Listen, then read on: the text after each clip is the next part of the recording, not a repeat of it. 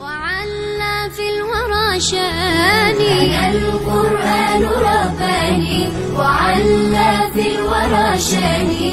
أنا القرآن أدبني، أنا القرآن نقاني. أنا القرآن أدبني، أنا القرآن نقاني.